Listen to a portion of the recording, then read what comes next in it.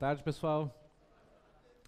Bom, beleza. Então vou começar a aula fazendo mais alguns exercícios de taxas relacionadas, né? Que na última aula, por conta dos comentários da prova, eu acabei fazendo menos. Então, hoje é a nossa aula de número 15. A gente está praticamente na metade do curso hoje. Então, passa rápido, né? E a gente agora ainda está no capítulo 3 do livro. Praticamente concluí ele hoje, tá bom? Falando das aproximações, das diferenciais, da regra de L'Hopital. Porém, antes, como eu disse, eu vou fazer mais um pouco de taxas relacionadas. Então, vamos mexer com esse exemplo aqui. O exemplo é o seguinte, em que você tem uma bola de neve derretendo e que você conhece a taxa de decrescimento da área de superfície dela. Está dada aí como sendo 1 centímetro quadrado por minuto. E a pergunta é a taxa de decrescimento do diâmetro, se o diâmetro for igual a 10 centímetros. É um probleminha de aquecimento, né, para a gente lembrar onde que nós paramos. E então, o exemplo é o seguinte, você tem essa bola de neve, então, né? Que a gente imagina que é algo parecido com uma esfera, tá certo? Né? Então aqui está a bola de neve. E, bom, eu vou usar aqui a fórmula da área de superfície de uma esfera, tá certo? Então, a área de superfície da esfera de raio R, ela é dada por 4πr². Então, isso é aqueles conhecimentos de geometria, de etc., que a gente tem que empregar nesse tipo de problema, né? Tá bom? Então, isso aqui eu vou assumir como dado, tá legal? Essa fórmula da área. E o que o problema coloca é que, então, a bola de neve está derretendo, né? E a superfície dela está perdendo 1 centímetro cúbico por minuto, tá certo? Então, os dados são esses, né? Você tem que a taxa de variação da área com relação ao tempo é constante igual a -1. Então, a cada minuto, você está perdendo 1 centímetro², né, de área. Então, atenção a isso, né? O enunciado falava, né, numa taxa de variação negativa, tá certo? Isso não estava escrito lá, é igual a -1. Estava escrito que a área está diminuindo 1 centímetro² por minuto. Isso significa que a taxa de variação é negativa, tá bom? Então isso já vem da interpretação do enunciado, do problema. E isso é um problema de taxas relacionadas porque eu quero saber, vamos chamar de x o diâmetro, né? Então, sendo x o diâmetro, que é igual a 2r, né? Tá certo? 2 vezes o raio da esfera. A gente quer saber o quê? Quer saber dx dt, sabendo que o x é igual a 10, né? Então tem um segundo dado aqui, que é o x, o diâmetro, é 10 centímetros, e a gente quer saber, quando o diâmetro for 10 centímetros, qual vai ser a taxa de variação do diâmetro, tá certo? E então a pergunta é, quanto que vale dx dt? Então é um típico problema de taxas relacionadas. Eu preciso encontrar uma relação entre a taxa de variação da área e a taxa de variação do diâmetro. E essa relação vai sair dessa fórmula aqui, né? Então a primeira coisa é escrever a área em função do diâmetro, em vez de escrever a área em função do raio, tá certo? Então, uma vez que o diâmetro é 2r, a gente tem que o x, então, quer dizer, ou melhor dizendo, né, o raio é x sobre 2, e portanto a área em função do x fica A igual a 4π vezes x sobre 2 ao quadrado, que é igual a 4π x ao quadrado sobre 4.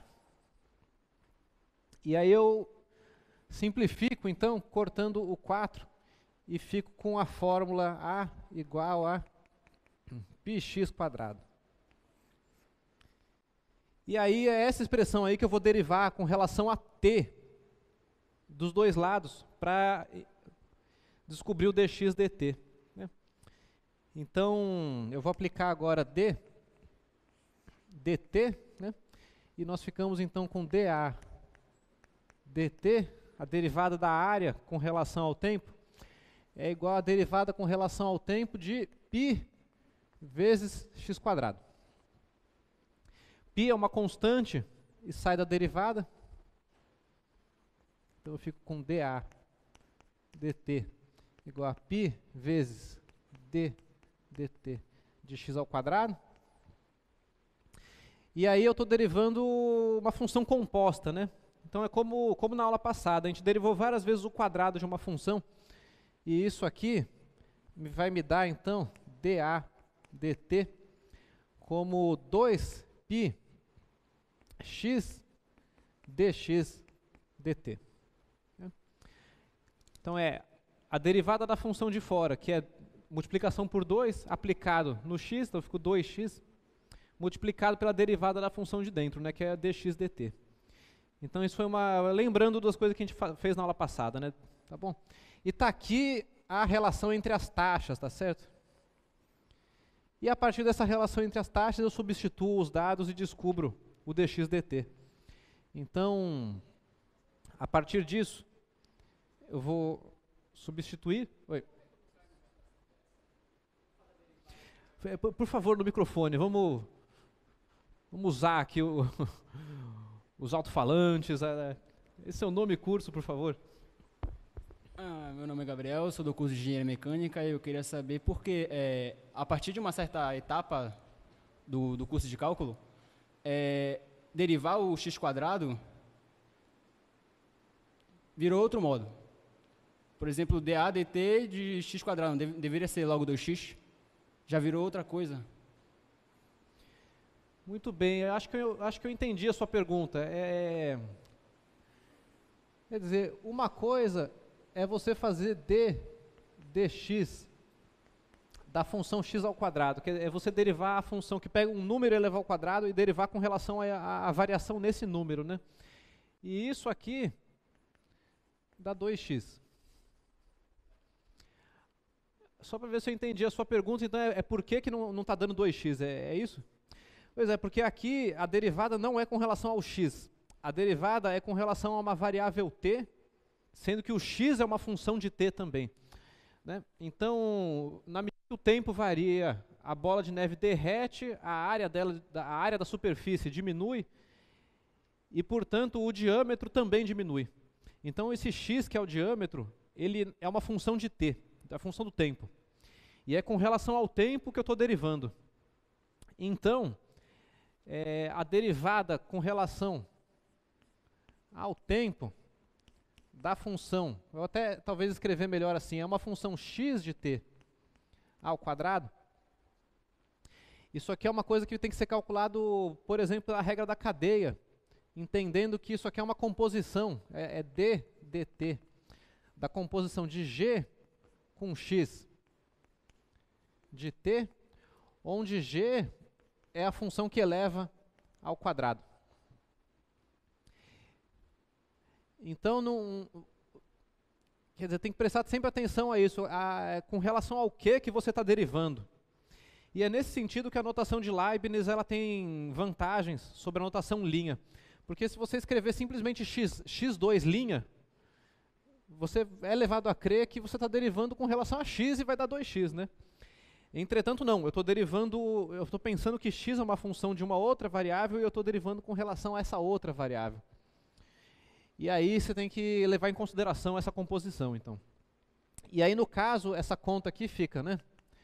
A derivada da função de fora, que é g', aplicada na função de dentro, multiplicado pela derivada da função de dentro, né? Então, x' de t. Eu vou até escrever dx dt para não... dx dt. E, bom, uma vez que g'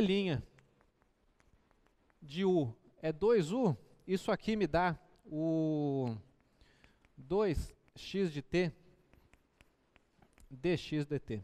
Que eu estou omitindo, então, a variável t ali naquela expressão, e a gente está escrevendo simplesmente como 2x dx dt.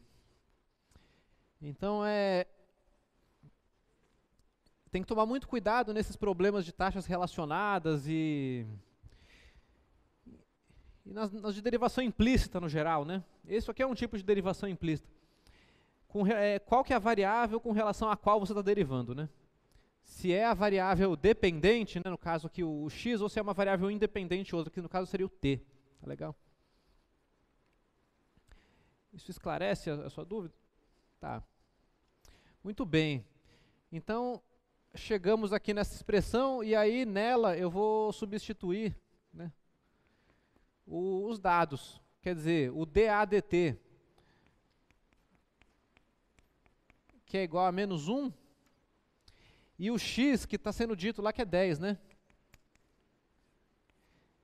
E aí, conhecendo o dA dt, conhecendo o x, eu vou descobrir dx dt. Então, substituindo isso daqui, eu concluo que eu tenho menos 1, 2π vezes 10 vezes dx dt. E, portanto, a taxa de variação do diâmetro com relação ao tempo, ela é igual a menos 1 sobre 20π. Né? 20π. E essa aqui que é a resposta. Né? Seria bom colocar unidade. Né? Então, as unidades estão como aqui? A área estava dada centímetro quadrado. Né? Então, a taxa de variação da área é centímetro quadrado por minuto. Então, isso daqui sai em centímetros por minuto. Né? Aqui está a unidade. Quer dizer, quando eu divido, né, quando eu faço dA dt dividido por x, cancela 1 centímetro quadrado com 1 centímetro, e aí, de fato, sai em centímetro por minuto. Né? Tá aí.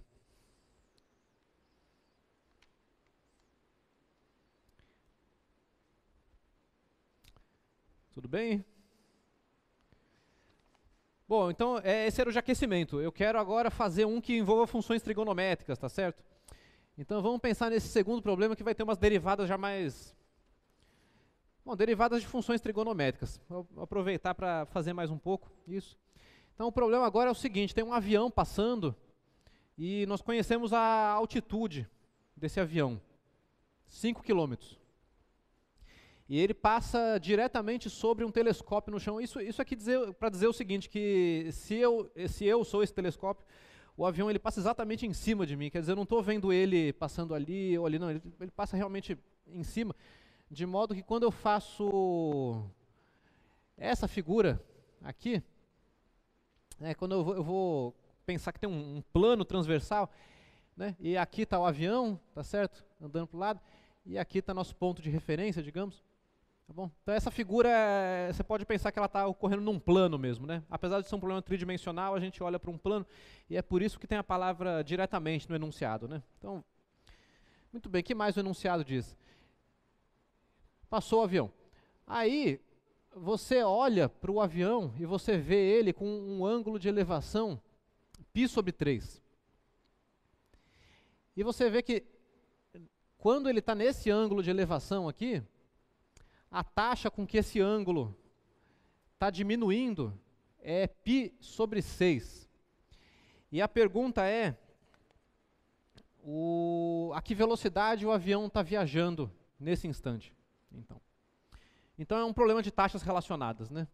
Quer dizer, o avião passou então, e aí eu vejo ele agora com esse ângulo aqui, que eu vou chamar de θ, igual ao π sobre 6, dado pelo... Não, aqui está o avião, né? Aqui está o avião. Ele está indo, digamos que para a direita, né? E é dado que ele está numa altitude de 5 quilômetros. Muito bem, e eu sei que dθ, quer dizer, a taxa de variação do ângulo com que eu enxergo o avião com relação ao tempo, num certo instante do tempo, é menos π sobre 6, e isso aqui está dado em radianos por minutos, né? Por minuto. Não, perdão, o θ do enunciado era π sobre 3. Eu anotei errado. O ângulo de elevação que você vê é π sobre 3. E ele está diminuindo a uma taxa de π sobre 6. É por isso que boto menos aqui, né? Menos π sobre 6. Muito bem, e a pergunta, vamos chamar aqui de x, a coordenada horizontal do avião, tá certo? O quanto ele está indo de fato para a direita aqui. E a pergunta é quanto que vale dx dt, né?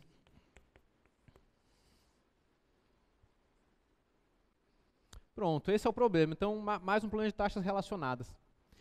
E aqui, para você escrever a relação que você vai derivar, é um problema de trigonometria, tá certo? Então, eu vou até marcar o x aqui, eu estou pensando que o x é esse tamanhinho aqui, né? Tá bem? Então, eu tenho esse triângulo retângulo.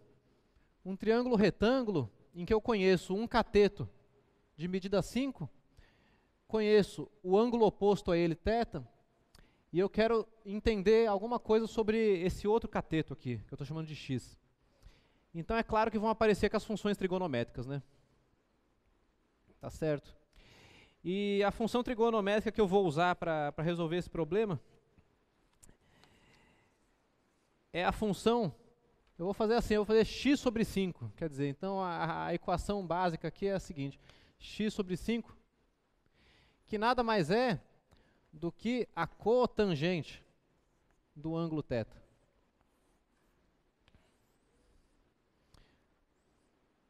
Que tal? É o cateto adjacente dividido pelo cateto oposto, né? Tá certo? Isso tem um nome, cotangente. Então aí está uma coisa de trigonometria, né? Que é, assim como você precisa conhecer fórmulas de áreas e volumes, você precisa conhecer também relações de trigonometria. E então essa quantidade aqui, né? O cateto adjacente pelo cateto oposto, ela recebe um nome especial e esse nome é cotangente do ângulo. E é essa relação que eu vou derivar para encontrar o que está sendo pedido aqui, né? Então a gente vai aplicar ddt dos dois lados aqui. Então eu vou ter ddt de x sobre 5 igual a derivada com relação ao tempo da cotangente do ângulo θ.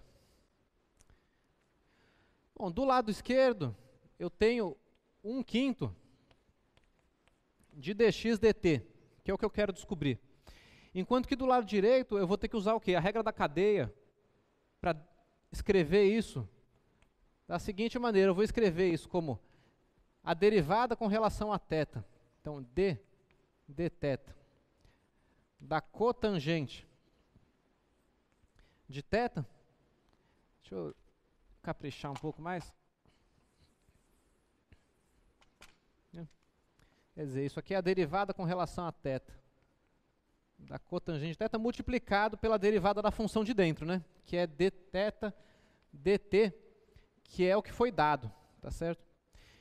Então, mais uma vez, o que está acontecendo é isso. Eu estou olhando para o ângulo como função do tempo e estou derivando uma composição, que é a cotangente do ângulo com relação ao tempo. Então, vem a derivada da função de fora e aí tem que multiplicar pela derivada da função de dentro. E aí, para resolver o problema, então, basta que eu calcule a derivada da cotangente. Então, eu vou aproveitar para fazer essa continha aqui. Eu derivei a tangente, se eu não me engano, vamos derivar a cotangente. Então, um cálculo auxiliar é essa daqui, né? A derivada d dθ da cotangente θ, substituindo a definição da cotangente, é d dθ de quem? É cosseno dividido por seno, né? De cosseno de θ dividido pelo seno do θ. E aqui eu uso a regra do quociente. E isso aqui vai dar, então, é a derivada da função de cima, cosseno linha de θ, vezes a função de baixo, que é seno de θ, menos a função de cima, vezes a derivada da função de baixo. Tudo isso aqui dividido pela função de baixo ao quadrado.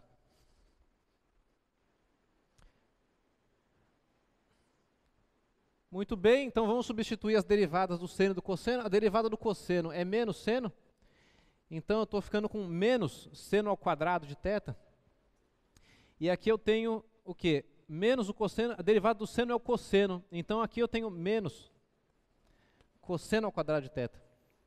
E eu estou dividindo tudo isso por seno ao quadrado de θ. E aí eu uso aqui a identidade trigonométrica fundamental, né?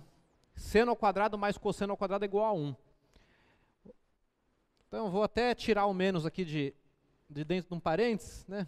Então aqui é seno ao quadrado mais cosseno ao quadrado de θ, tudo dividido por seno ao quadrado de θ. E esse daqui é igual a 1, né? Esse aqui, de cima, é igual a 1 pela identidade fundamental. E a conclusão que eu chego, então, é que a derivada com relação a θ da cotangente de θ é menos 1 sobre o seno ao quadrado, né? Menos 1 sobre seno ao quadrado de θ. E muito bem, seno, 1 sobre seno tem nome também, né? É a cossecante. Então aparece aqui a menos a cossecante ao quadrado de θ. Então está aí mais uma linha da tabela de derivadas, né? Aqui eu tinha feito, eu acho que era a derivada da tangente a secante ao quadrado. A derivada da cotangente é menos cossecante ao quadrado. Está derivado aí, demonstrado. E aí eu já vou usar então essa derivada no meu cálculo aqui.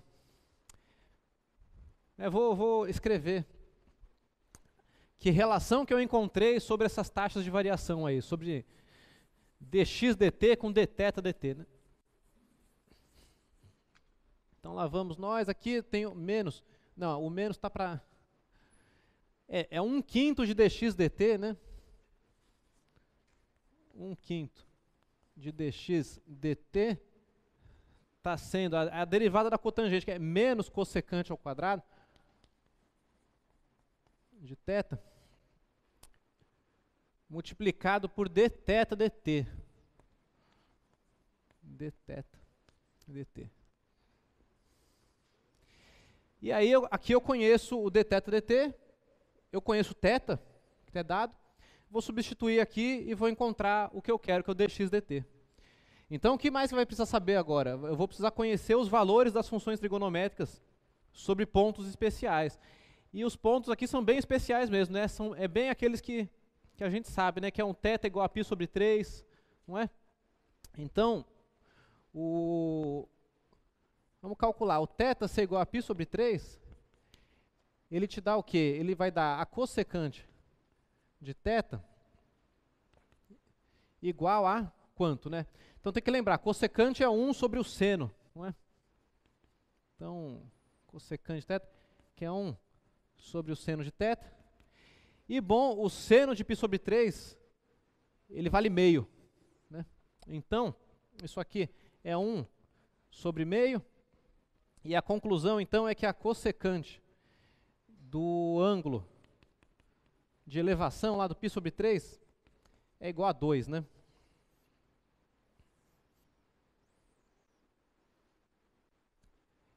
Então tem que lembrar daquela tabela de valores das funções trigonométricas, né? Saber aí que o seno de π sobre 3... Aliás, espera aí, eu acho que eu me confundi, ou não. O que vocês acham?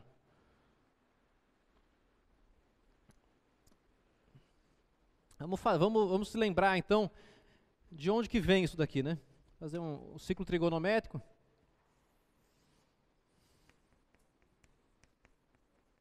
Na dúvida, é sempre bom você fazer uma figura para se lembrar o que está acontecendo, né? Então, π sobre 3 é o quê? É 1/3 de meio arco, né? Tá certo? Π sobre 3 ele está aqui, né? π sobre 3. Π sobre 3, 2π sobre 3 e o π aqui, tá certo? E o que eu quero saber é essa altura aqui, né? Que é o seno de π sobre 3. Muito bem, então realmente eu tinha escrito errado aqui, né? Porque o seno dá meio, na verdade, no π sobre 6, né? Esse daqui é meio, né? E esse daqui, então, é o raiz de 3 sobre 2, tá certo? Então eu tinha me confundido. Quer dizer, na verdade, seno de π sobre 3... vou reescrever tudo aqui. Então, quer dizer, a cossecante do π sobre 3 é 1 sobre o seno de π sobre 3. E isso aqui é igual a 1 sobre raiz de 3 sobre 2. Então isso daqui é igual a 2 sobre raiz de 3, né? Agora sim, né? Agora sim.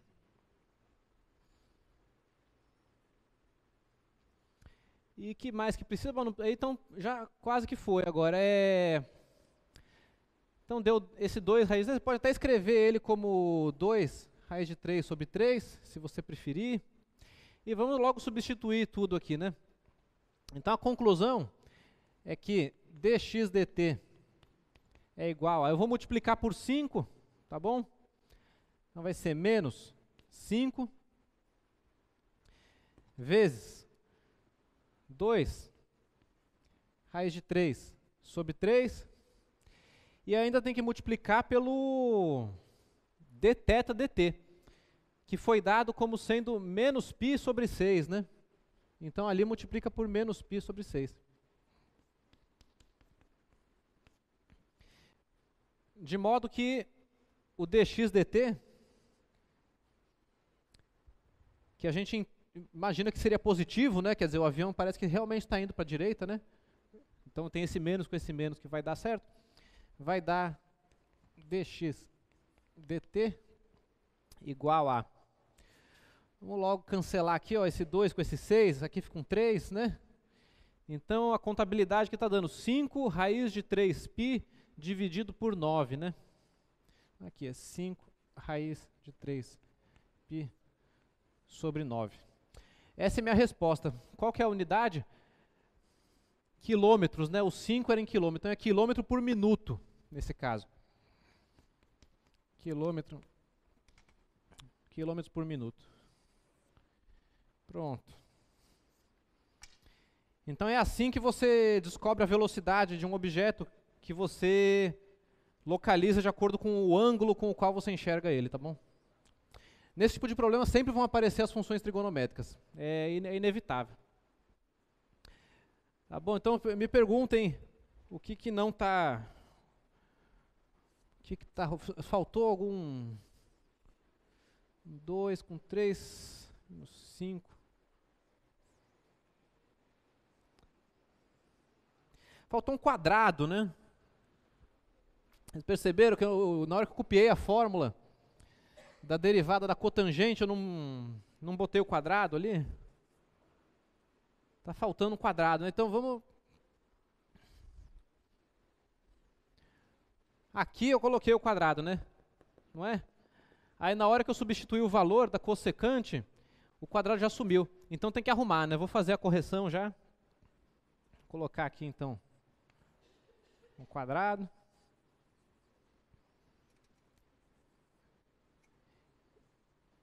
Não é? E aí a versão corrigida então fica assim, né? O menos com menos, tudo bem? Então vamos lá, vou copiar o 5, né? 4, raiz de 3 ao quadrado dá 3, o 3 ao quadrado dá 9, e aqui eu tenho o π sobre 6.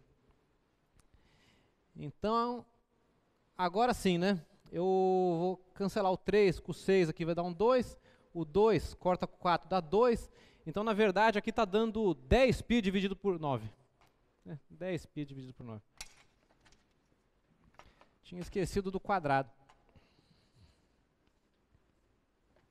Tá aí. Faltou o π agora? É verdade. Aí. Pronto, então é isso, era cossecante ao quadrado, né? A minha fórmula lá mostra isso.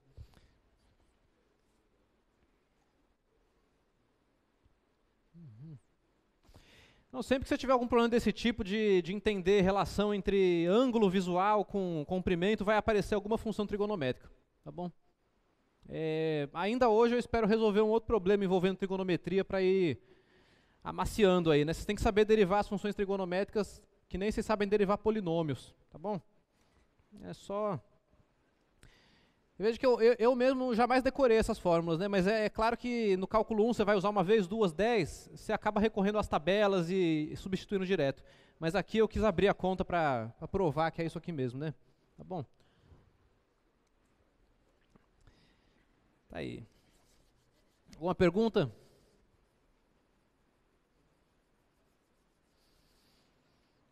Tá legal.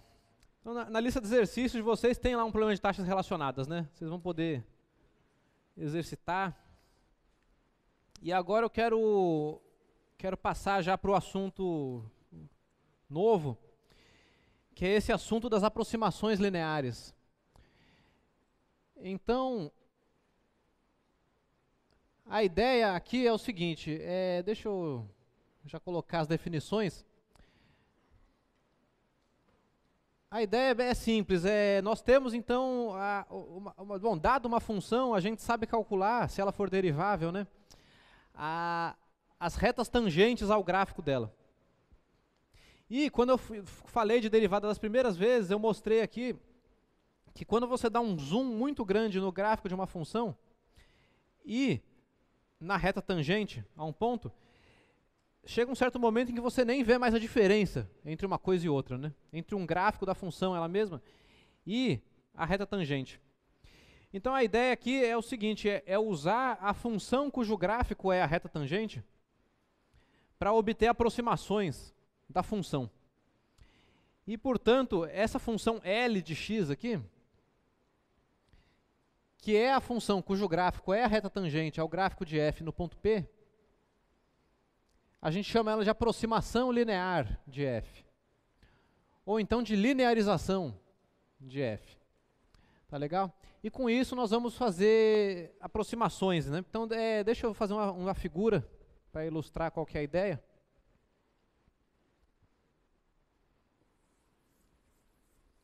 Vou fazer aqui.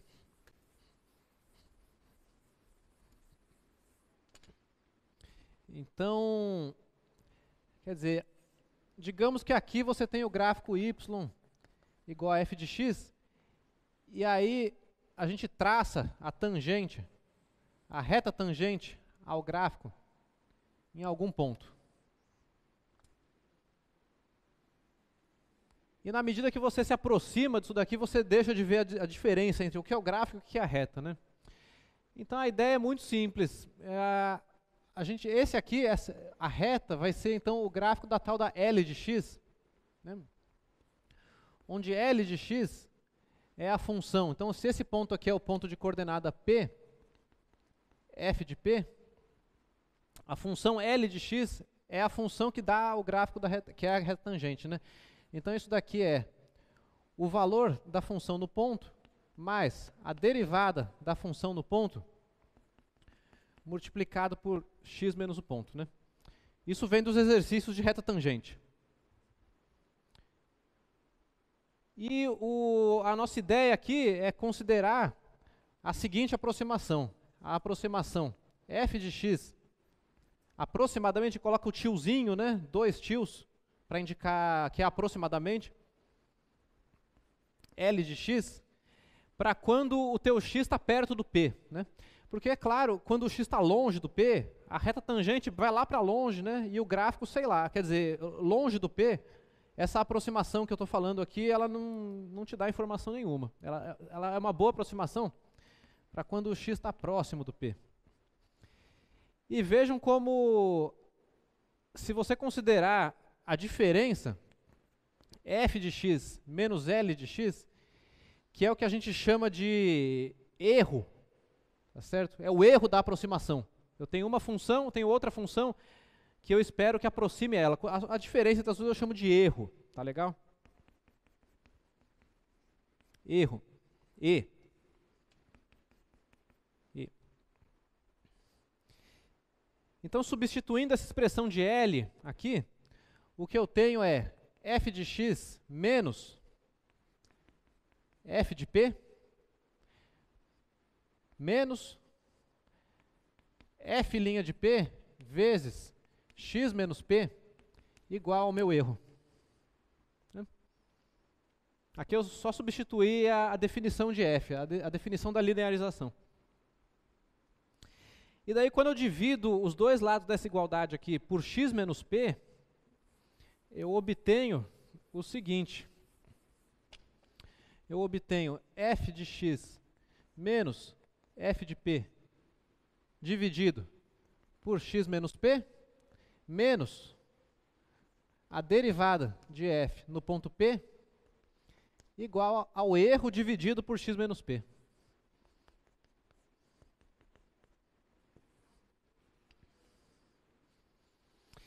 E quando eu tomo o limite de x indo para p, o lado esquerdo zera.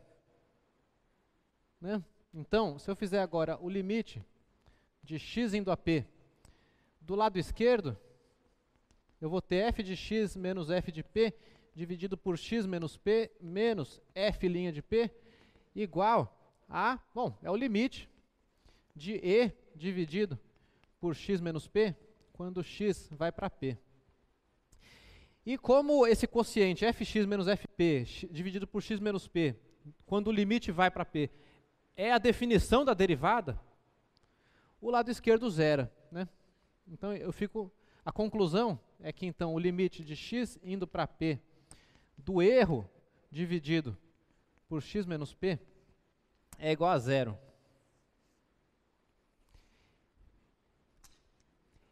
E é por causa disso que a gente tem esperança de que a aproximação linear dê alguma informação decente sobre a função. Tá certo?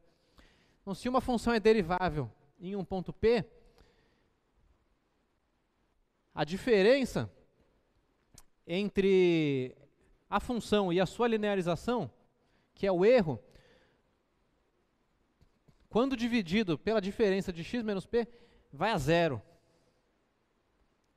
Então, é por conta desse... Isso aqui é uma reformulação da definição de derivada, na verdade. A gente poderia começar a definição de derivada a partir daqui. Podia falar quais são as funções que podem ser bem aproximadas por funções afins, funções, né, dessa forma aqui, tá certo? Funções cujo gráfico é uma reta. Bom, são exatamente as funções deriváveis. Então, a gente está mexendo aqui com uma pequena reformulação da definição.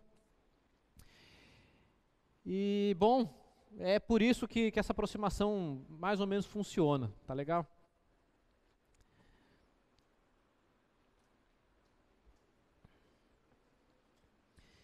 Tá bem. Tem várias maneiras de reformular isso, vamos ver um exemplo, né? Um primeiro exemplo, sim, antes do exemplo, só uma questão de terminologia, né? Então, quando vocês verem nos exercícios alguma coisa sobre erro absoluto, o que está sendo dito é o seguinte, é esse erro aqui em valor absoluto, tá legal? Como está escrito no slide lá, né? O valor real menos o valor medido aproximado é o chamado erro absoluto. Enquanto que o erro relativo, ele é esse erro absoluto com relação ao valor em si. Né? Assim, abstrato é meio difícil de entender, isso aí vai ficar mais claro nos exemplos, tá certo? Bora ver algum? E começando com um exemplo fácil, é o seguinte, é o da função seno de x. Vou fazer o primeiro ali, né? Antes vou fazer o primeiro. Então você pega a função seno de x, determine a linearização de f em p igual a zero. E aí a gente vai usar ela para calcular uma aproximação de seno de 0,1. E aí a gente vai mexer numa calculadora para descobrir, para comparar a nossa resposta com a resposta da calculadora. Tá legal? Então, a ideia da coisa aqui é essa, que eu conheço seno de zero, né? Eu sei que seno de zero é zero. Como que a partir da informação de que seno de zero é zero, eu posso estimar o valor de seno de 0,1? Né? E aí, através dessa linearização, a gente é capaz de fazer isso. Então, e aí vai aparecer aqui, vamos fazer a continha, né? Então, nesse exemplo... a gente tem a função f de x igual a seno de x. Eu tenho um p fixado, que é igual a 0. E a pergunta é quem que é a tal da linearização, né? Então é isso, essa função L, ela é a função cujo gráfico é a reta tangente ao gráfico do seno no ponto de coordenada x igual a 0. Essa é uma dúvida muito comum em cálculo 1, você confundir a função derivada com a função cujo gráfico é a reta tangente, tá certo? E aí aqui a gente está dando um nome para que dá a reta tangente, que é L, que não tem nada a ver com a função derivada, né? Ela vai ser obtida a partir da derivada, mas daquele jeitinho ali, né? Então o que eu tenho que calcular aqui é f de p, quer dizer, para você aproximar uma função em torno de um ponto, é importante você conhecer o valor da função no ponto, nesse caso a gente sabe, né? Isso aqui é seno de 0, que é 0. E aí eu tenho que saber derivar a função, né? Nesse caso é a derivada do seno, que é o cosseno. E eu preciso saber também o valor da derivada no ponto, né? Então eu tenho aqui f' de p, que é o cosseno de 0, que é igual a 1. E daí eu escrevo a minha L, então. Ou seja, L de x, a linearização do seno, é a função seno de 0 mais seno' de 0 multiplicado por x menos 0, de acordo com a definição da linearização.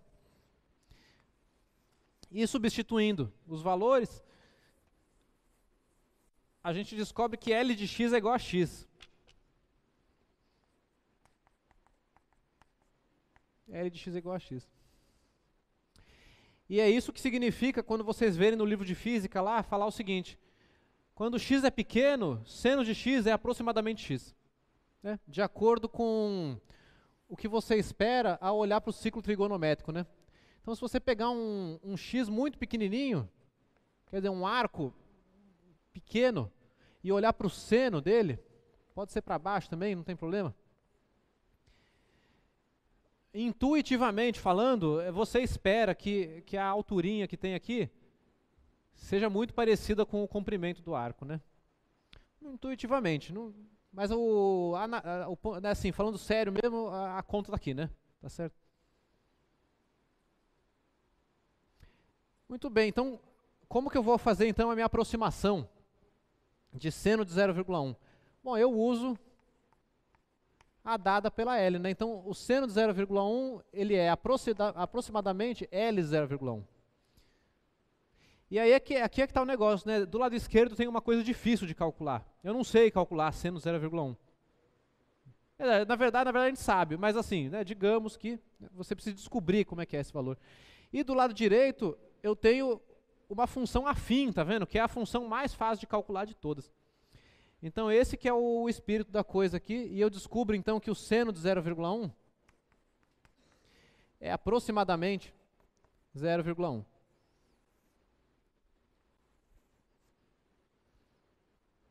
É isso.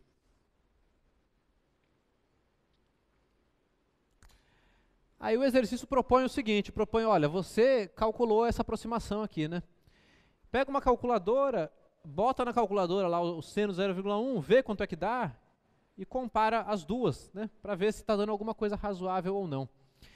Então, o valor da calculadora é o seguinte.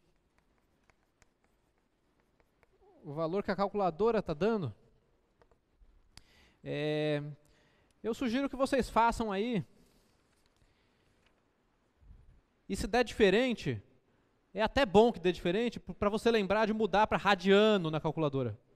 Porque quando a gente está fazendo cálculo, as derivadas, essas formas, a derivada do seno, cosseno, etc., é sempre quando a variável é em radianos, tá certo? Se a variável está em graus, as fórmulas mudam.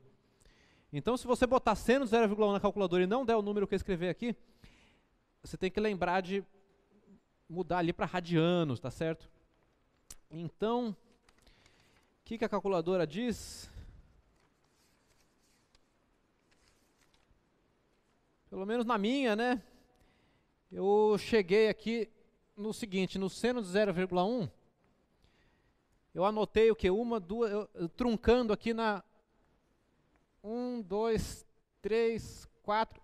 Eu trunquei o valor na quinta casa decimal. As calculadoras, dependendo da calculadora, vai dar lá muitas mais, né? Então, o valor que ela está dando é esse aqui, 0,09983. Enquanto que o meu valor é esse daqui. Então, se você olhar para a diferença, né, o que é a diferença? A diferença é uma estimativa do erro cometido, né? O exercício fala determine o erro, mas determinar é uma palavra meio pesada a essa altura da conversa. A gente está, na verdade, comparando duas aproximações, a aproximação da calculadora e a aproximação do cálculo 1 feita no quadro aqui, tá certo? Então, uma estimativa do erro, né? Estimativa do erro absoluto, ela é a diferença dessas duas coisas aqui, em módulo, né? Que está dando 0,0016665. Aqui eu já coloquei um pouco mais de casas decimais, né? Mas então é uma estimativa, né? Aproximadamente. Então tá bom, né? A gente acertou. Aqui o erro começa aqui na quarta casa decimal, né? Interessante. Tá legal? Mas assim, não se enganem, quer dizer, essa aula de hoje é a primeira aula sobre aproximações, porque a gente ainda precisaria estimar o erro sem usar uma calculadora, né? Quer dizer, tem um problema de lógica aqui, né? Que a calculadora foi projetada usando técnicas que a gente está aprendendo aqui, né? Então, é claro que a gente usa ela como valor de referência, como uma coisa pedagógica para você ver que a resposta não é um absurdo. Mas ainda tem que vir alguma teoria para mostrar como é que você vai garantir que esse erro é pequeno mesmo. E isso é feito usando o teorema do valor médio daqui umas 2 ou 3 aulas, tá bom? Então a aula de hoje é a primeira aproximação, né, por assim dizer, ao assunto. Mas com relação às continhas, tudo bem? Tem um segundo exemplo, né? Acho que a gente pode já olhar para o segundo, olha só. O segundo agora é a função gx, raiz cúbica de 1 mais x. Você quer aproximar ela em torno do x igual a 0. Bom, em x igual a 0 ela vale 1. Isso isso é bom, um bom sinal. Então eu vou encontrar a aproximação linear e vou aplicar a aproximação linear para descobrir aquelas raízes cúbicas lá. Tá legal? O procedimento é o mesmo. Vou achar minhas continhas.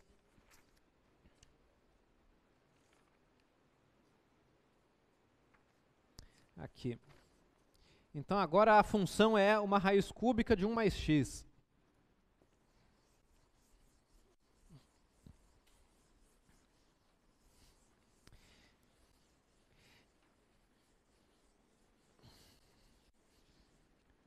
Muito bem, então nesse exemplo eu tenho uma função raiz cúbica de 1 mais x. E eu quero estudar essa função em torno do ponto P igual a 0. Então tem que fazer aquelas contas, né? Vamos calcular, vou até fazer na mesma ordem. Vou primeiro calcular a função no ponto P, né? Isso aqui é a raiz cúbica de 1 mais 0, que é a raiz cúbica de 1, que é 1. Aí eu tenho que derivar a função. A derivada aqui é o quê? Bom, é uma derivada da raiz cúbica, né? Vamos lá, vou escrever assim, isso aqui é 1 mais x elevado a 1/3. Derivada. Então, o desce 1/3, né? Isso aqui fica 1/3 multiplicando 1 mais x elevado a 1/3 menos 1, e eu tenho que derivar a função de dentro. Não é a raiz cúbica de x, é a raiz cúbica de uma função de x. Mas, né, a derivada da função de dentro, que vai ser a derivada de 1 mais x, é igual a 1, né? Então, essa daqui é igual a 1. E, portanto, então, a minha derivada está dando... Bom, 1/3 menos 1 é menos 2/3, né? Então a derivada está dando 1 terço de 1 mais x elevado a 2 terços, que também é conhecida como, então eu vou escrever aqui, f' de x é 3 raiz cúbica de 1 mais x, opa, é 1 mais ou 1 mais, né? 1 mais. 1 mais x ao quadrado, tudo aqui dividido por 1. Então pronto, essa é a minha derivada da função.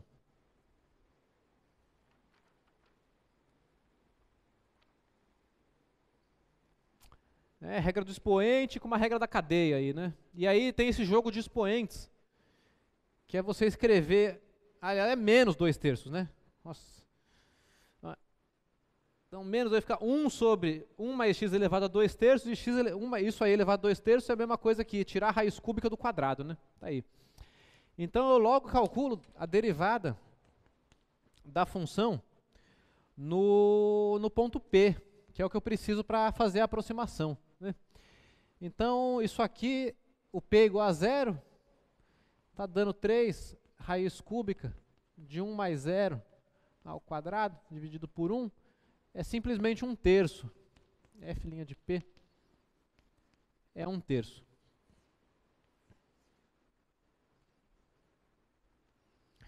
E com isso eu descubro então a linearização, a L, né?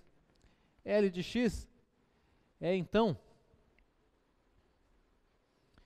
vou repetir a definição aqui, né? É f de P mais f' de P x menos P. Então, nesse caso, a linearização é f de P é 1. F' de P é 1 terço e P é 0. Então, está dando 1 mais x dividido por 3. Tá aí. Esse aqui eu vou até mostrar no GeoGebra como é que fica o gráfico. Vamos olhar aqui. Eu vou primeiro colocar a função L. Vou escrever aqui, então é y igual a, como é que é? 1 mais x sobre 3, né? 1 mais x dividido por 3. Essa é a L, essa é a linearização. Enquanto que a função original era y igual a quanto mesmo? É 1 mais x elevado a 1 terço, né? 1 mais x, aqui elevado a 1 terço. A figura está a nosso favor, né? Veja que era em torno do P igual a 0, certo? Então o zoom aqui tem que ser em cima do P igual a 0.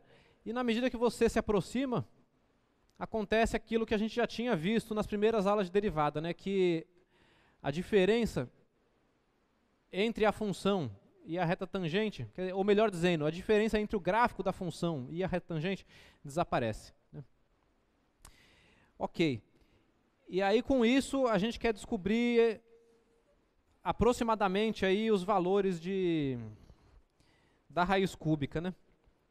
Então eu vou fazer um dos dois. Vamos fazer o da raiz cúbica de 0,95, que é o que eu estava perguntando.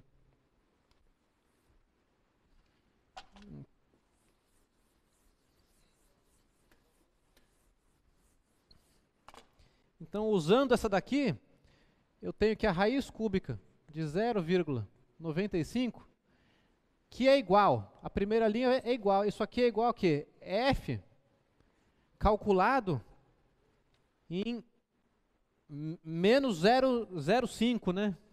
F de menos 0,05. Tudo bem? É, né? Acho que, quer dizer, isso aqui é a raiz cúbica de 1 menos 0,05. Então tá certo, né? Dá o 0,95. Tá bom. E aí agora vem a aproximação, né? Então, isso aqui é aproximadamente L calculado em menos 0,05. A fórmula de L está aqui. Então, isso aqui é igual a 1 menos 0,05 dividido por 3, que é igual a 3 menos 0,5 dividido por 3, e que é igual a, então, é 2,95 dividido por 3, e isso aqui é igual, já tinha feito a conta aqui, 0,98333, né? 3. Como eu coloquei as reticências, é igual. Se você não bota as reticências, é aproximadamente, né? Cuidado aí com o que é aproximado, o que é igual mesmo, tá bom? E do 1,1 é parecido, vou deixar para vocês, tá bom? Mas aí, deu para entender? Alguma pergunta? Tá aí mais uma aplicação da derivada. Uma aplicação que é inclusive uma das motivações originais para você calcular uma derivada, tá certo? Lembre-se do que eu falei na aula de continuidade, né? Um dos objetivos do cálculo 1 é esse, é você, conhecendo o valor de uma função em alguns pontos, você ser capaz de dizer alguma coisa sobre o valor dessa função em outros pontos. E aqui está uma coisa bastante concreta a esse respeito. Eu cheguei a comparar o erro numa calculadora, né? Mas aí vocês podem fazer, eu vou deixar assim mesmo. Alguma pergunta? Tá aí, aproximações, né?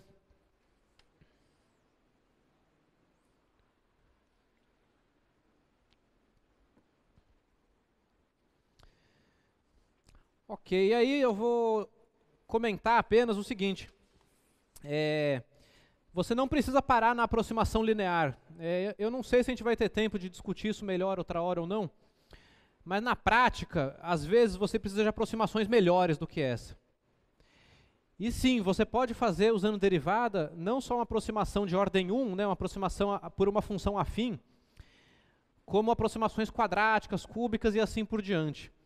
E aí eu até coloquei uma formulinha aqui. Então, se você começar a usar já a segunda derivada e não só a primeira, a aproximação fica com essa cara aqui, fica f de x aproximadamente fa, f' a, x menos a, que é a aproximação linear, tá vendo? A primeira parte é a aproximação linear, mas você ainda soma um termo de ordem 2 aqui, multiplicado por metade da segunda derivada da função do ponto. Então eu acho que a gente não vai ter tempo para discutir com mais detalhes isso, mas o nome disso é polinômios de Taylor, tá certo? Nos livros de cálculo vocês encontram.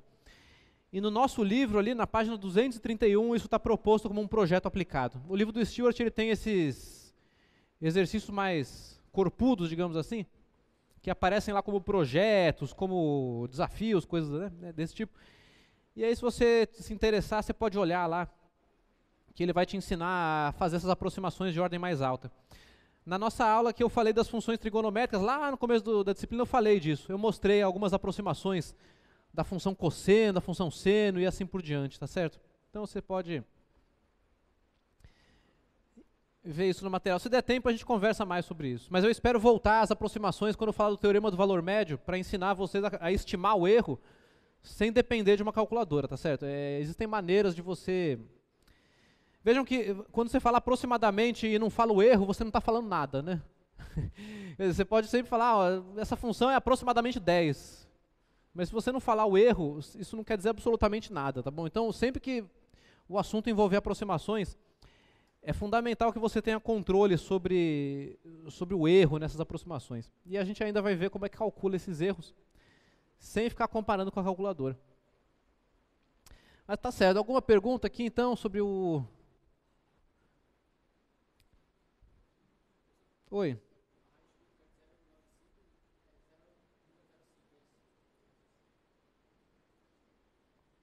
Não, é porque a pergunta, o exercício perguntava, vamos voltar no exercício aqui, ele perguntava para você qual que é uma aproximação da raiz cúbica de 0,95.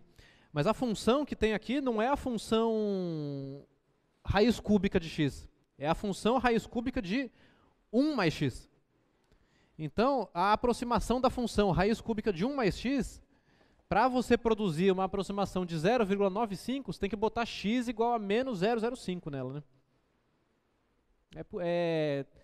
Não é só substituir o 0,95, não, tem que é a raiz cúbica desse daqui, né?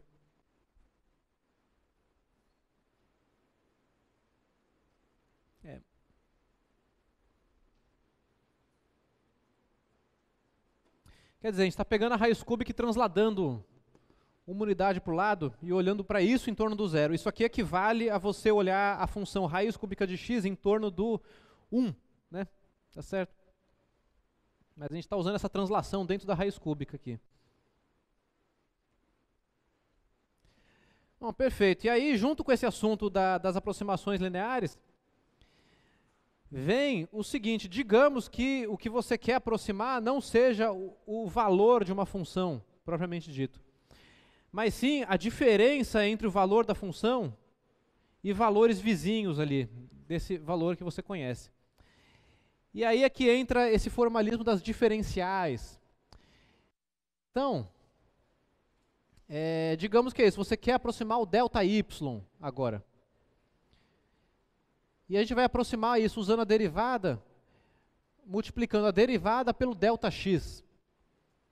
Quer dizer, do jeito que eu expliquei no quadro aqui, agora eu já apaguei, é uma questão de expressar o seguinte. Deixa eu escrever aqui. Quer dizer, a gente está pegando essa aproximação aqui, né, que é f de x, aproximadamente f de p mais f' de p, x menos p, e na verdade pegando f de p e jogando para a esquerda. Então eu estou aproximando f de x menos f de p por f' de p, x menos p.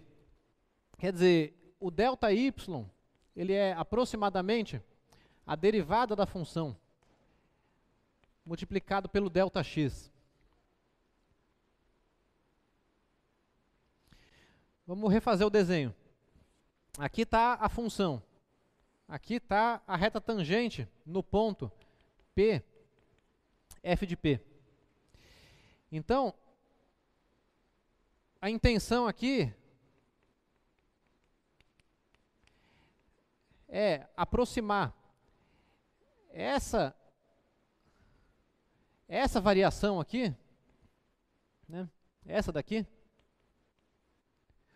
usando essa variação aqui, vou fazer de amarelo aqui, essa daqui, que nós conhecemos porque a gente conhece a derivada, né?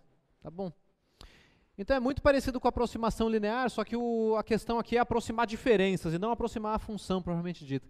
E aí surge esse formalismo que a gente não deve se preocupar agora com realmente definir matematicamente o que significam essas coisas, que é você escrever dy como f' de x dx, tá certo? Se y é igual a f de x. Então, é como se você passasse um dx multiplicando para o outro lado da igualdade. Apesar disso não fazer sentido nenhum, formalmente a gente trabalha dessa maneira. E aí surge então esse formalismo das diferenciais, que é um negócio que a gente vai usar bastante quando a gente falar de integral, mas daqui a um mês ou algo assim, tá legal? Vamos ver isso aqui operando na prática, que fica mais fácil de entender, né? Tá legal? Então, aqui tem algo a respeito da formalização disso aí, mas enfim, vamos ver o seguinte. Digamos que o problema seja esse aqui, que você tem um cubo, tá certo? E que você mede a aresta desse cubo, mas como toda medição, você nunca vai ter um valor preciso mesmo, tá certo? É sempre uma aproximação, né? Então, nesse caso aqui, a medida deu 10 centímetros, mas você sabe que tem um possível erro de 0,1 centímetros. Aquele caso que você bota a régua e o negócio cai entre os tracinhos da régua, assim, e você fala, bom, é 10 mais ou menos 0,1, tá legal? Toda medição é sempre assim, né? E aí a pergunta é a seguinte, para você usar a diferencial para falar qual que é o erro máximo possível no cálculo do volume do cubo. Porque assim, bom, se o volume tem 10 de lado, o volume é 10 ao cubo, beleza. Agora tem esse mais ou menos 0,1 aí, e esse formalismo das diferenciais, ele nos ajuda a estimar qual que é o erro no cálculo do volume, sabendo que você tem um erro na medida do lado dele. Então o problema aqui é o seguinte, temos o cubo, né? O desenho está todo torto, mas é um cubo, tá bom? Cubo.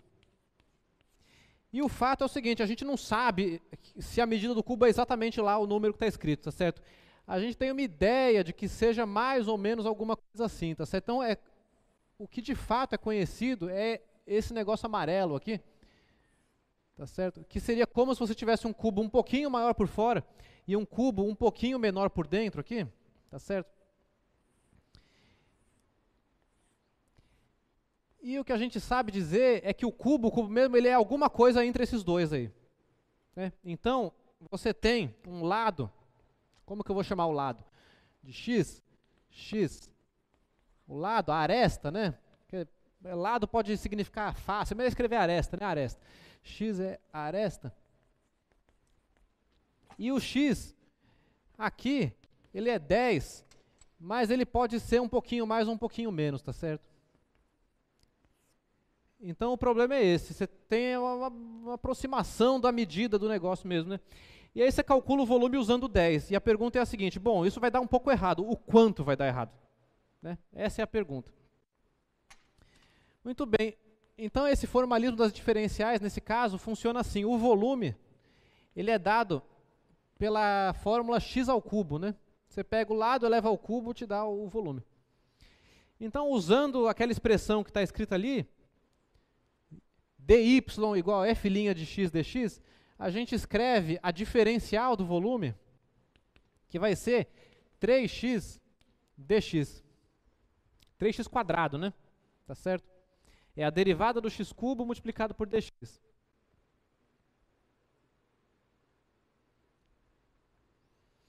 E substitui as informações. Quem são as informações? As informações é a seguinte, o x é 10 e o dx, né, que seria o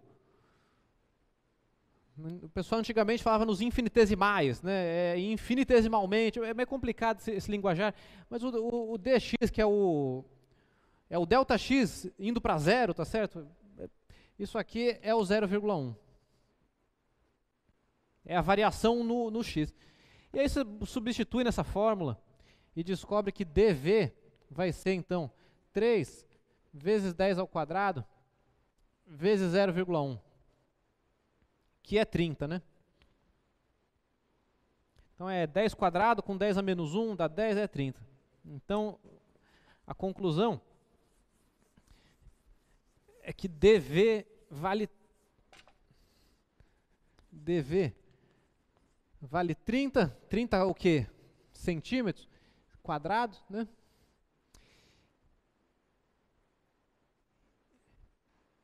E aí é a aproximação daqui, né? Então é o dv, ele aproxima o delta v, né? Tá certo? Ou seja, então isso daqui é o que dá aproximadamente a variação do volume. Então o que essa conta diz é o seguinte, se você calcula usando o 10, a flutuação que você vai ter no volume é aproximada por mais ou menos 30. É cubo, gente.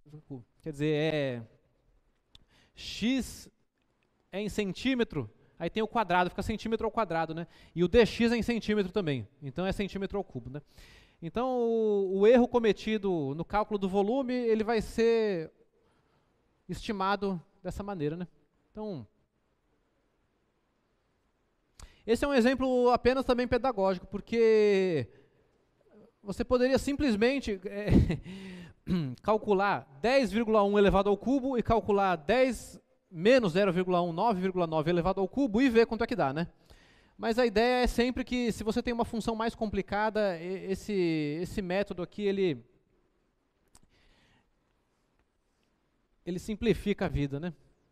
Ah, sim, e aproveitando o exercício, vejam que eu ainda não falei nada do erro relativo, né? Então, que negócio é esse do erro relativo? Bom, o erro relativo é o seguinte, aqui está uma estimativa do erro absoluto, né? Tá certo? Mas o erro relativo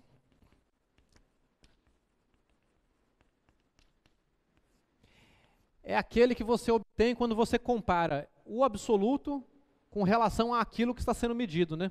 Então, nesse caso, o erro relativo, que fica dv sobre v, e bom, v é x cubo, né?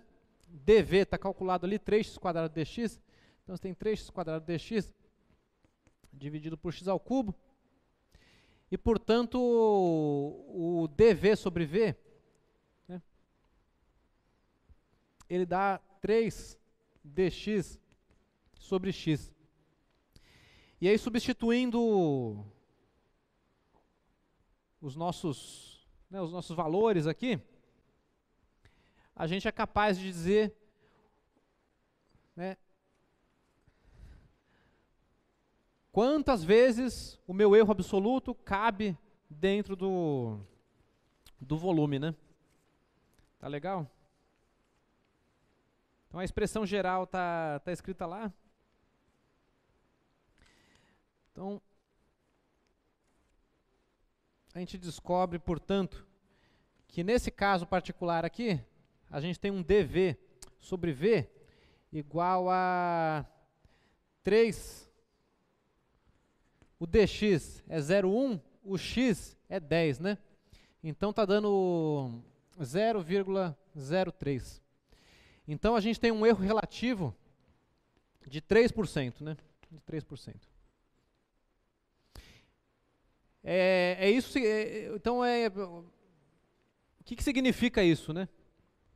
Bom, significa que você pode ter um volume de 30 centímetros a mais ou 30 centímetros ao cubo a menos. Porém, quando você compara esse 30 com o volume, dá esse 3% aqui. Então, você vai errar o volume não mais do que 3% do volume. Tá certo? Esse que é o erro relativo. Né? Um exemplo bom para pensar nisso é o seguinte. Digamos que alguém aqui dá um chute e me fala quanto que mede essa parede, né? Então vem alguém aqui e fala, enfim, ok. E a gente pode descobrir o quanto está errado esse chute. E aí digamos que vem alguém aqui e chuta a distância do Sol até a Terra, tá certo? Então, em termos absolutos, provavelmente o teu chute da distância da Terra até o Sol vai ser muito maior, né? A chance de você errar por centenas de milhares de quilômetros é meio grande, né? Enquanto que você vai errar o tamanho dessa parede por quanto? Por 1 metro, 2 metros, algo assim, né? Então, em termos absolutos, o erro que você comete estimando o tamanho dessa parede é muito, muito, muito menor do que o erro que você comete estimando a distância da Terra até o Sol. Entretanto, se você considerar em termos relativos, né? Quer dizer, o que vocês acham? Teria que botar. Então pensem sobre isso, né? Façam umas continhas aí e vê que conclusão que vocês chegam, né? Se de repente errar a distância da Terra até o Sol por 1000 quilômetros, é melhor ou pior, no sentido do erro relativo, do que errar o tamanho dessa parede por 3 metros, digamos. E 3 metros eu estou sendo bastante grosseiro aqui, né? Então é nesse sentido que essa informação que o erro relativo te dá. Você às vezes tem um absoluto numérico grande, mas aí quando você olha o relativo, dá pouquinho, tá certo? Tá bem. Vamos ver outro exemplo do cálculo dessas estimativas aí, né? Você vê que no exemplo do cubo nem perguntava qual que era o relativo, né? Eu acabei calculando lá. Bom, o meu segundo exemplo ele já é mais um envolvendo trigonometria, né? Para ver se vocês vão se acostumando com essas funções aí. Então agora o problema é o seguinte, você tem um triângulo retângulo que tem 20 centímetros de comprimento um dos lados, e o ângulo oposto tem 30. Bom, em particular, esse lado não é a hipotenusa, né? Certo? E aí o erro no ângulo é de mais ou menos 1 grau. A pergunta é a seguinte, dá uma estimativa aí do erro no cálculo da hipotenusa. E me fala o erro percentual também. Então, nesse caso,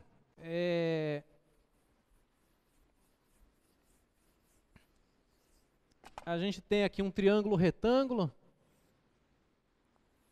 em que você tem esse ângulo θ aqui, e o θ, ele é de 30 graus mais ou menos 1 grau. Né? Tem aquela medição mais ou menos, e aqui foi dado o comprimento do lado oposto ao de 30 graus, que é os 20 centímetros, né? 20 centímetros. Escrever aqui a unidade.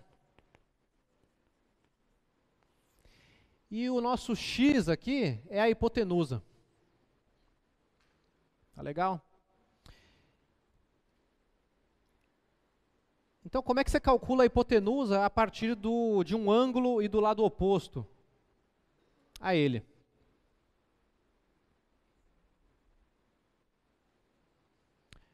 Olha só quem vai aparecer aqui, né? Bom, você sabe que o seno do ângulo é o cateto oposto dividido pela hipotenusa, né?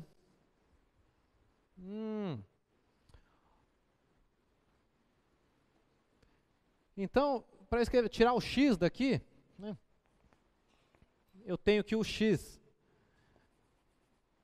dividido por 20 é o seno do ângulo, né?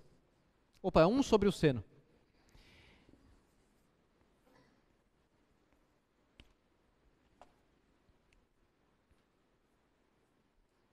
Né, então, o x, quer dizer, a hipotenusa, ela é o quê? 20 vezes a cossecante do ângulo, né? X, então, é 20 cossecante de θ.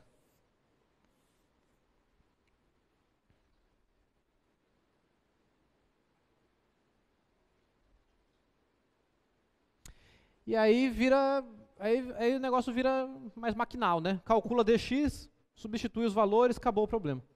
Pronto. Então, quem está aí a cossecante a gente já conhece a derivada dela, né? Ou não? Bom, vou escrever aqui a derivada, então eu vou colocar como vou botar só a fórmula, né? d de θ da cossecante de θ. Eu não vou calcular aqui não para ganhar tempo, mas vocês podem verificar que ela dá menos a cossecante de θ vezes a cotangente de θ. Verifica, é um exercício de derivada. Verifique. Então vamos se aproveitar dessa fórmula para calcular então o meu dx. O dx é então menos 20 cossecante de θ cotangente de θ dθ. E aí é só substituir quem que é quem aí, né? Quer dizer, o θ, ele é o 30 graus. Ah, pois é, então aqui tem que fazer uma conversão, né? Porque, enfim, eu derivei as funções, aqui eu calculo 1, tem que colocar em radianos, né? Então temos que converter, que é aquela regrinha de 3, né? O 30 corresponde a um U, sabendo que o 360 corresponde a 2π, né? Tá certo? Então você converte de graus para radianos, tá certo? Na dúvida, faz a regrinha de 3. Isso aqui vai te dar U igual a 2 vezes 30 vezes π dividido por 360. E, bom, isso você descobre que o radiano, então, é π sobre 6, né? Tá legal? Então, isso, 30 graus é π sobre 6. Eu vou precisar também do 1 grau aqui, né? Bom, então o θ, que é 30 graus, é π sobre 6, e o dθ, que é 1 grau, ele é igual a π sobre 180, né? Meia circunferência dividida pelos seus 180 graus vai te dar esse daí. Mas aí dá para fazer pela regra de 3 também. E, bom, substituindo isso aqui, eu ainda tenho que lembrar o quê? Quanto que é a cossecante e a cotangente de π sobre 6. Então, vamos colocar na listinha de cálculos auxiliares aqui, né? A cossecante de π sobre 6. Isso aqui é igual a 1 sobre π sobre 6. Ah, agora sim. Agora sim deu meio, né? Tá certo? Então, é 1 sobre meio dá 2. E, bom, a cotangente do π sobre 6, ela é o quê? Bom, cotangente é o cosseno dividido pelo seno, né? E, portanto, isso aqui está dando raiz de 3 sobre 2 dividido por meio. Então, esse daqui me dá raiz de 3. E aí pronto, agora é realmente substituir os números na minha expressão da diferencial para conseguir essa estimativa desse erro aí, né? Tá legal? Então, substituindo tudo lá, vai dar que o dx, então substituindo, eu vou ter dx aqui, é menos 20, a cossecante é 2, a cotangente é raiz de 3, e o dθ é π sobre 180.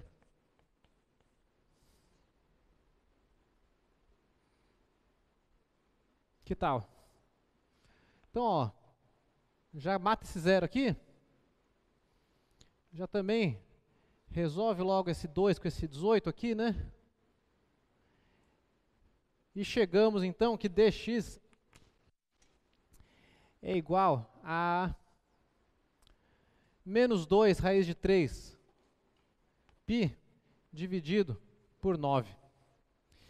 E o x a gente está medindo em centímetros, né?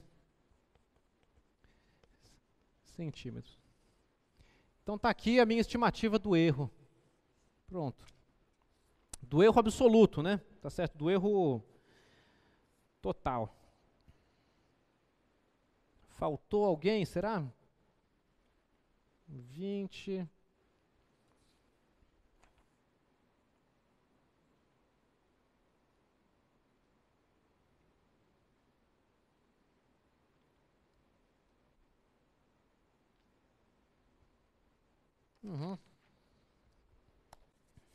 Então é isso, quer dizer, o ângulo você mediu com mais ou menos 1 grau.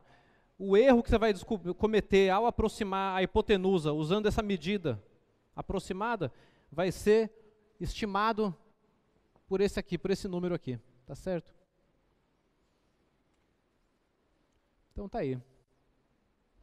E aí ele pergunta o relativo também, né?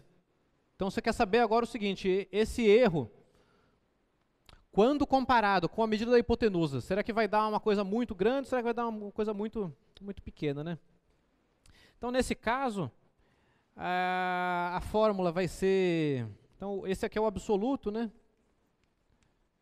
Ou melhor dizendo, esse é o menos o absoluto, né? Então, vou escrever aqui a estimativa do erro absoluto é essa daqui. 2 raiz de 3 sobre 9, π. Para o relativo, eu tenho que fazer o quê? dx sobre x, né? Certo? dx sobre x. Que aí é comparar esse erro com a hipotenusa, né? Tá certo? Então, dx sobre x, nesse caso, tá ali. Então, é menos 20 a cossecante de θ, cotangente de θ, dθ, dividido pelo x. E o x é 20 cossecante de θ. 20 cossecante de θ. Então já vai cancelando aqui, né? O 20 com 20, o cossecante, cossecante. No final das contas, isso aqui dá o erro relativo, a aproximação do erro relativo, como 2 vezes a cotangente de θ, dθ. E aí, substituindo os valores, então, eu descubro... Aqui está a cotangente, né, o raiz de 3, então está dando menos 2, raiz de 3, dθ é o π sobre 180, né? Π sobre 180. Então, o relativo aqui está dando menos raiz de 3, π, dividido por 90. É isso mesmo?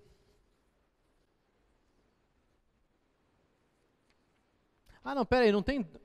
cortei o 20, cortou com 20, não sobra 2 nenhum, né? Perdão, aqui eu me confundi. Então, esse 2 não está aqui, né? A gente tem um menos raiz de 3π sobre 180. E aí, você colocar isso numa calculadora, você vai descobrir que isso aqui é aproximadamente 0,03. Então, novamente, nós temos um erro, um erro relativo, né? de 3%. Tá bom? Então, assim, comparando o erro absoluto com o tamanho da hipotenusa, você não está errando por mais do que 3% não, né? Quer dizer, erros de 1 grau no ângulo oposto ali não produzem mais do que 3% de erro sobre o tamanho da hipotenusa. Essa é a conclusão. Aí.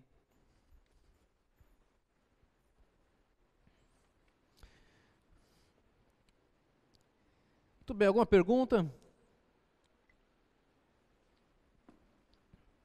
Não, aproveitando para lembrar também como é que usa as funções trigonométricas, os valores das funções trigonométricas, tá certo? E completando a tabela de derivadas. Mas muito bem, se ninguém quiser perguntar nada, a gente já vai para o último tópico de hoje. Alguma coisa? Muito bem, então agora é a regra de L'Hopital, né? Veja só, é um teorema. E o teorema é o seguinte, ele diz respeito sobre quando você compara funções f e g deriváveis em torno de algum ponto A que te produz uma indeterminação do tipo 0 sobre 0 no limite. Tá certo? Então, ó, estamos supondo que o limite de f quando x vai para E é 0 e que o limite de g quando x vai para E é 0 também. Ou então que é um infinito sobre infinito, tá certo? Quer dizer, a gente está falando aqui daquelas indeterminações da primeira, né, da parte de limites do curso. E aí a regra de L'Hopital, ela te diz o seguinte: se você derivar em cima e embaixo, né, se você derivar a função f e a função g, ou seja, é o quociente das derivadas, né, que não tem nada a ver com a derivada do quociente.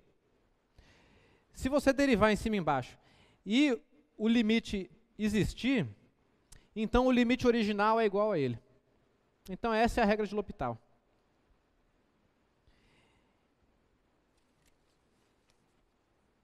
Muito bem, eu vou fazer aqui aplicações dela. Quer dizer, e vejam só, né? Então a primeira aplicação é essa daí, um limite da nossa primeira aula de limites. Né? X³ menos 8 dividido por x menos 2. Né? Então a gente sabe resolver, não é? A gente sabe calcular esse limite. Mas agora eu vou usar a regra de L'Hopital.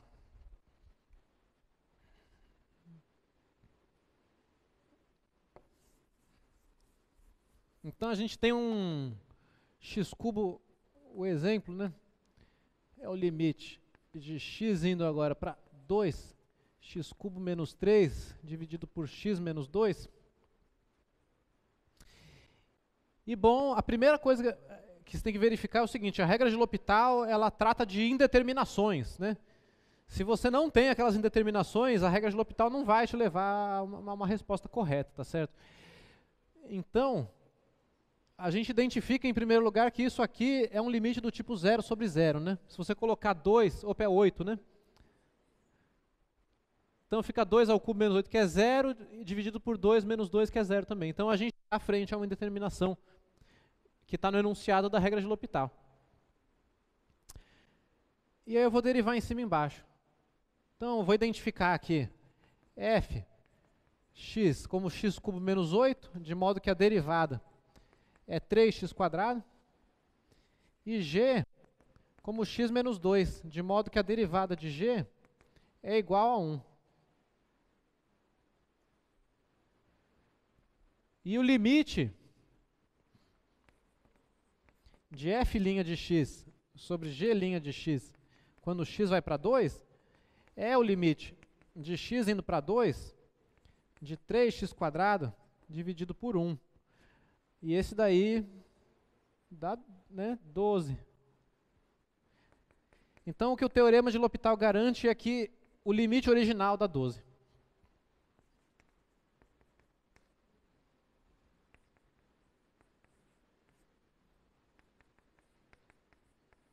Tá aí. Então, mais uma vez, é um exemplo só pedagógico, porque esse limite você pode calcular na mão, né? Você não precisa usar derivada, nem coisa nenhuma. A gente aprendeu desde a primeira aula de limites a calcular. Mas vejam que o negócio dá certo, né? Façam a continha como seria feito até a aula passada e pode conferir. que dá isso aí mesmo. Mas é claro que a regra de L'Hopital, ela começa a ficar mais interessante quando você consegue calcular um limite que a gente não era capaz ainda, né? Ou que daria muito, muito trabalho, tá certo? Esse segundo já vai um pouco nessa linha. Esse aí, ó, é uma função racional e tá indo o x indo para 1. Vamos copiar aqui. Então, mais um exemplo. É o exemplo do limite de x indo para 1, de x à quinta, menos 6x cubo, mais 8x menos 3, dividido por x à quarta, menos 1. E, bom, se você colocar x igual a 1 no numerador, você está com 1 menos 6. Então, vamos lá, vai. 1 menos 6 mais 8 menos 3, está dando 0. E de fato, né, embaixo está dando 1 menos 1, que é 0 também. Então aqui a gente tem uma indeterminação do tipo 0 sobre 0, né? E aí está na situação da regra de L'Hopital. O que significa que se você fatorar esses polinômios aqui, sabendo que o 1 é raiz, você pode dividir, né? Os polinômios você pode fatorar. E você pode cancelar o x menos 1 com o x menos 1 e ver o que acontece. Mas você vê, tem um polinômio de grau 5 aqui, dividir dá um certo trabalho, enfim, né? Então, nesse caso, a regra de L'Hopital economiza mais do que no primeiro exemplo. Apesar de que nesse segundo exemplo a gente ainda seria capaz de calcular o limite de uma outra maneira, que nós já vimos, né? Tá, então vamos derivar, né? Derivando a função de cima, dessa vez eu vou fazer assim, eu já vou ser otimista e vou ir escrevendo, entendendo que vai dar tudo certo. Porque, vejam, existem exemplos em que a regra de L'Hopital não te dá a resposta. Na aula que vem eu mostro, tá certo? Mas vamos ir tentando para ver o que acontece. Eu vou escrever assim, a derivada da função de cima, que é 5x4 menos 18x2 mais 8 menos 3, dividido pela derivada da função de baixo, que é 4x cubo menos 1. Opa, menos 1 não, né? 0. É 3, como é que é? Ah, não é. Nossa, hoje está devagar o negócio. Aqui é 5x4, 18, tá certo. Agora, esse daqui, quando o x vai para 1, embaixo já não está mais indo para 0. Então já não tem mais a indeterminação não, né? Você já vai ter aqui então 5 menos 18 mais 8 sobre 4. Tranquilo, né? Menos 5 quartos.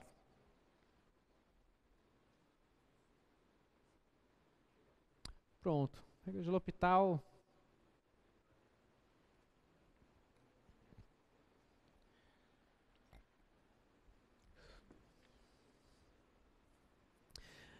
E aí, não se esqueça o seguinte, né? As coisas na matemática têm uma ordem lógica, tá certo? Quer dizer, você não pode sair usando a regra de L'Hopital sem...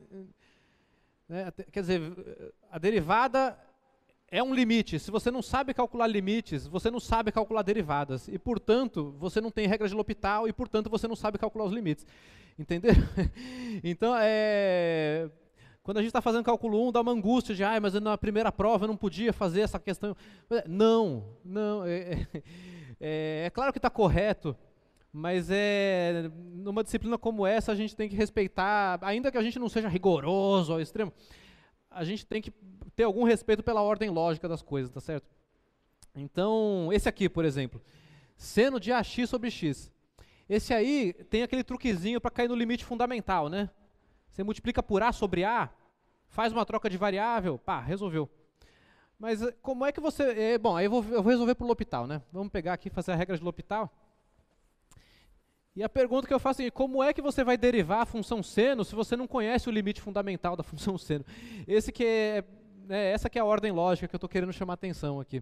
Mas enfim, uma vez que você já tem essas ferramentas na mão, a gente começa a ganhar mais tempo, né? Então, o limite de x indo a 0 de seno de AX dividido por x, se você derivar em cima e embaixo, você fica com o limite de x indo a... Bom, isso aqui em primeiro lugar, né?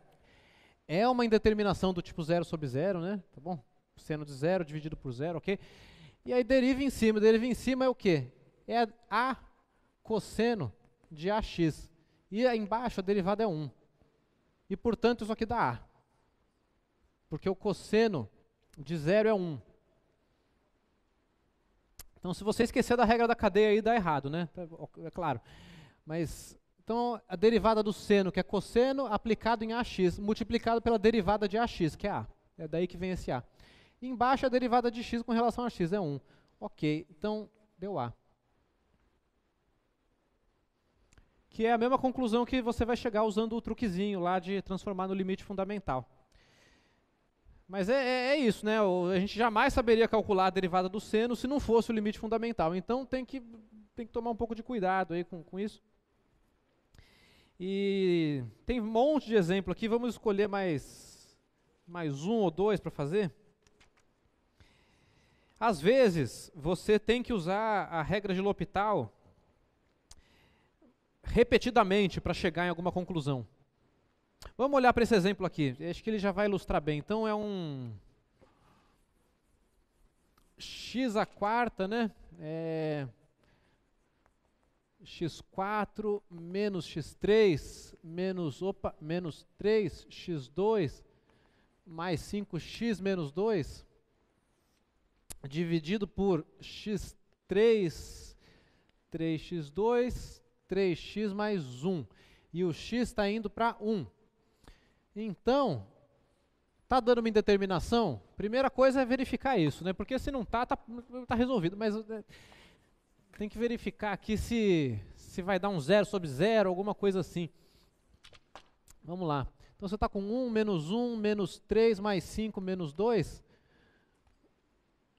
Ok. E embaixo tem 1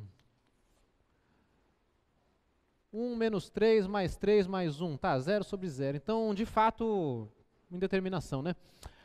Aí começam as derivadas. E aí você deriva uma vez. Derivou uma vez. Deu 4x menos 3x quadrado menos 6x mais 5 dividido por 3x quadrado menos 6x mais 3. Agora vai dar certo, né? E aí você substitui o x igual a 1 de novo, e você descobre o seguinte, que dá 4 menos 3 menos 6 mais 5. Então, bom, dá 0 em cima, tudo bem, né? O problema é que embaixo você está com 3 menos 6 mais 3. Então, de novo, você está numa... Oi? Como é que é? Não dá 0 em cima?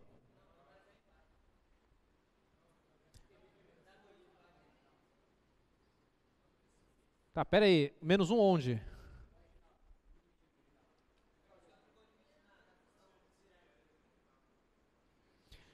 Pera aí, tem várias pessoas falando várias coisas diferentes aqui. Vamos escolher uma.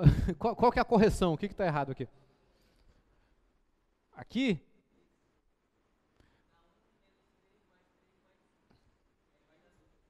Esse aqui? Esse aqui.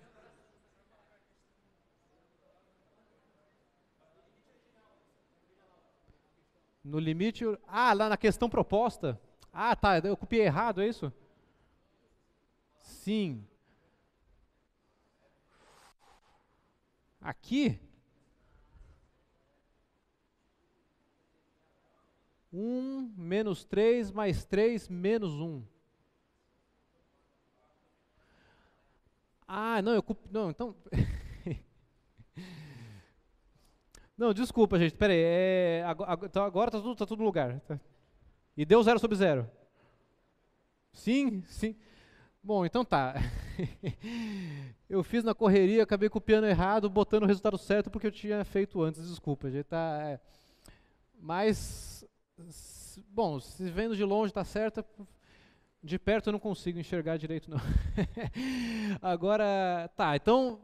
Vamos voltar ao raciocínio aqui. Então, originalmente era uma indeterminação 0 sobre 0. Eu derivei em cima e embaixo, continuou dando uma indeterminação 0 sobre 0. Certo? Tá, então a boa notícia é o seguinte, a gente pode continuar derivando e ver se isso chega em uma coisa que não é uma indeterminação. E aí é isso que eu quis dizer com aplicar a regra de L'Hopital repetidamente. Então aqui é o limite de x em nó. Eu vou derivar de novo em cima e embaixo. Aqui faltou um cubo, né? 4x cubo. Então agora vai ser 12x² menos 6x menos 6. E embaixo a gente tem 6x menos 6. E bom, de novo, acredito que agora, vamos lá, 12 vezes 1 é 12, menos 6 vezes 1 é menos 6 e menos 6 é menos 6. E aqui, bom, 6 vezes 1 é 6 e menos 6 é menos 6. E, portanto, então, está mais uma vez dando a indeterminação. Mas não se desespere, porque uma coisa sobre os polinômios é o seguinte: se você derivar um polinômio, um número grande de vezes, vai sempre chegar numa constante, né? Não é? Vocês já perceberam isso? Então, porque o grau baixa, né? Grau 4 virou grau 3, virou grau 2, na próxima vai ser o grau 1. Então, na próxima vez que eu derivar, o polinômio de baixo aqui vai ser o constante. E a gente não vai mais ter uma indeterminação. Então, mais uma vez, a gente vem aqui e deriva, e fica com 24x menos 6 dividido por 6. Muito bem, esse aqui não é uma indeterminação. E esse aqui dá 24 menos 6, que é 18 dividido por 6, que é 3. E com isso eu descobri então que o limite original é igual a 3. E aí enfim, como com os limites sem L'Hopital, né? É uma coisa que funciona quando você lê a conta de trás para frente, porque o que o teorema afirma é o seguinte: esse aqui existir implica que esse aqui existe e é igual a ele. E aí, uma vez que esse aqui existe e é igual a ele, esse aqui existe e é igual a esse, e o de cima existe e é igual a esse, né? Então foi a regra de L'Hopital aplicada repetidamente. A aula que vem eu mostro para vocês uma função que quando você deriva e nunca sai da indeterminação, né? Não é sempre que a regra de L'Hopital te salva, não.